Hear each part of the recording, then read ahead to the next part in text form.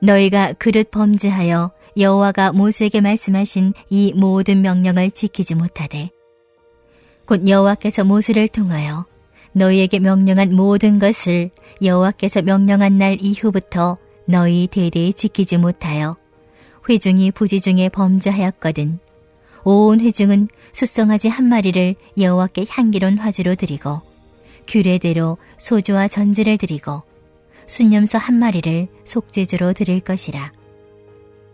제사장이 이스라엘 자손의 온 회중을 위하여 속죄하면 그들이 사함을 받으리니 이는 그가 부지 중에 범죄함이며 또 부지 중에 범죄함으로 말미암아 헌물 곧 화제와 속죄제를 여호와께 드렸음이라.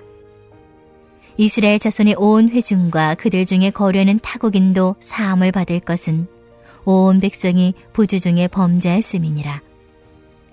만일 한 사람이 부지 중에 범죄하면 1년 된 암염소로 속죄제를 드릴 것이요 제사장은 그 부지 중에 범죄한 사람이 부지 중에 여호와 앞에 범한 죄를 위하여 속죄하여 그 죄를 속할지니 그리하면 사함을 얻으리라. 이스라엘 자손 중 본토 소생이든지 그들 중에 거류하는 타국인이든지 누구든 부지 중에 범죄한 자에 대한 법이 동일하거니와 본토인이든지 타국인이든지 고의로 무엇을 범하면 누구나 여호와를 비방하는 자니 그의 백성 중에서 끊어질 것이라. 그런 사람은 여호와의 말씀을 멸시하고 그의 명령을 파괴했은즉 그의 죄악이 자기에게로 돌아가서 온전히 끊어지리라. 할렐루야. 오늘도 말씀으로 하루를 여시는 우리 성도님들의 삶이 죄로부터 자유함을 주시는 그 주님의 은혜로 가득하시며 그 주님과 동행하시는, 그래서 찬양만 충만하신 복된 하루 보내시길 주님의 이름으로 간절히 축원드립니다. 여러분, 우리 성도들은 죄로부터 자유한 사람들이 맞습니까? 예수 그리스도께서 죄를 단번에 십자가에 못 박으시고 깨끗게 정결케 하신 분이 맞다고 고백하십니까? 아멘. 예, 그렇습니다. 우리 그리스도인들은 그렇게 믿음으로 아멘으로 고백할 수 있습니다. 그런데 왜 우리는 예수 그리스도께서 이미 죄를 사하여 주셨음에도 불구하고 계속 죄의 유혹 속에 넘어지게 되는 것일까? 이런 생각을 해보신 적은 없으십니까? 몇몇 이단들은 죄의 문제를 두고 더 이상 회개할 것이 없다고까지 말하는데 왜 이것이 문제가 되는 것일까요? 오늘 이런 부분에 대해 말씀을 통해 함께 살펴보고자 합니다. 예수님께서 십자가에 못 박히시어 죄를 사하여 주셨다라는 그 의미, 그것의 성경적 의미는 바로 이런 것입니다. 예수님께서 우리가 죄사함의 길, 영생의 길, 구원의 길로 나아가도록 그 길을 열어주셨다라는 것입니다. 즉, 죄로부터 벗어날 수 있는 길이 우리에게 없었는데 그 길을 열어주신 분은 누구이시다? 바로 예수님, 예수 그리스도, 그 십자가만이 그 길을 열어주시도록 했다라는 것입니다. 그러니까 우리는 우리에게 자꾸만 찾아오는 죄의 문제를 두고 어떻게 할 수 있겠습니까? 죄사함의 길을 열어주신 그 주님의 은혜와 그 뜻에 따라 죄사함으로 나아가는 것이 필요하다는 것입니다. 그러니까 우리는 죄의 문제를 결코 가벼이 여길 수 없을 것입니다. 죄를 죄로 여기고 죄로 알며 죄로부터 넘어지는 인생이 아니라 죄를 떨쳐내버리고 죄를 넘어서야 한다는 것입니다. 그럼에도 불구하고 우리는 죄에 넘어지는 경우가 참 많습니다. 그럴 때마다 우리는 어떻게 해야겠습니까? 내가 우리 주님을 십자가에 못 박은 주인공이었구나. 내가 또다시 우리 주님을 십자가에 못 박았구나. 못 박는구나. 이렇게 하시면서 십자가의 은혜를 다시금 붙잡아야 할 것입니다. 십자가의 은혜를 붙잡고 십자가의 은혜를 향하여 내 삶의 방향과 생각을 다시금 돌이키는 것. 바로 그런 회개가 날마다 필요한 것입니다. 그렇게 우리가 십자가를 붙들고 회개하며 나아갈 때 우리는 어떻게 되는 것입니까? 바로 그 십자가에 점점 더 가까워지고 말씀에 점점 더 가까워지게 되는 것입니다.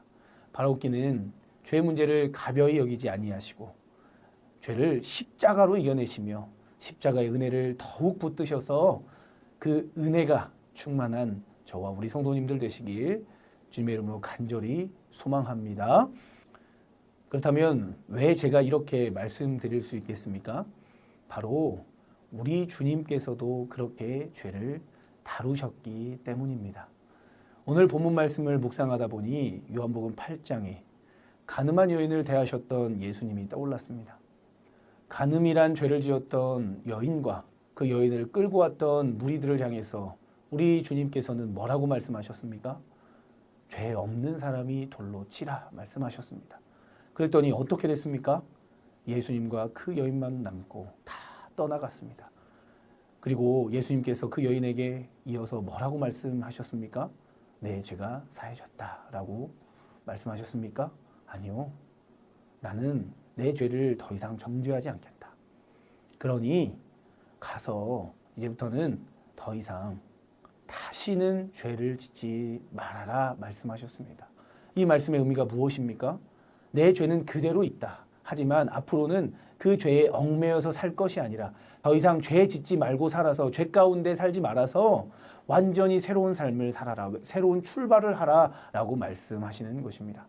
이처럼 우리 주님께서는 죄의 문제를 두고 과거로부터 이어지던 죄를 끊어내고 이제부터라도 새로운 출발을 하라고 새로운 삶을 살아내라고 기회를 주시며 말씀하시는 분이신 것입니다.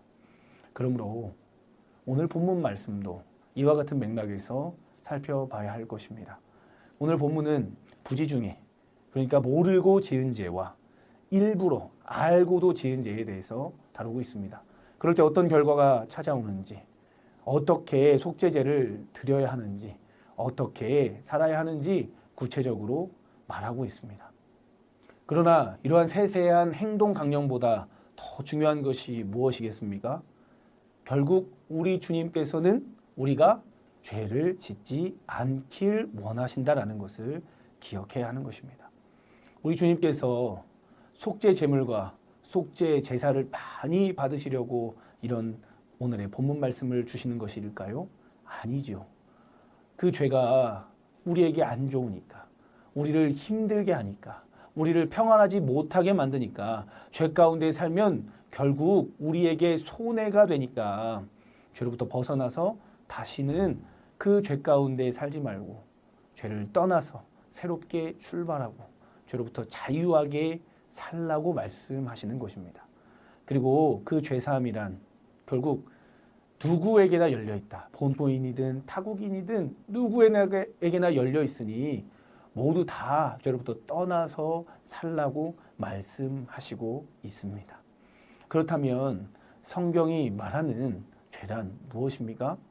성경은 그저 법률적이고 도덕적인 죄만을 다루고 있지 않습니다. 성경이 말하는 죄란 하나님의 말씀을 순종하지 않는 것, 하나님의 말씀대로 살지 않는 것, 하나님의 말씀을 멀리하는 것이 죄라고 말하고 있습니다. 우리 주님께서 그래서 죄를 짓지 말라고 말씀하시는 이유도 무엇이겠습니까? 단순히 법적이고 도덕적인 차원에서 죄를 짓지 말아야 하기 때문에 죄를 짓지 말라 하시는 게 아닙니다. 죄를 지으면 결국 우리가 하나님으로부터 하나님의 말씀으로부터 멀어지게 되니까 그게 결국 우리에게 손해가 되기 때문에 죄를 짓지 말라고 말씀하시는 것입니다. 그러니까 우리 주님께서 우리에게 죄를 짓지 말라 하시는 궁극적인 목적은 사실 죄보다 어디에 가까워져라고 말씀하고 계신 것입니까?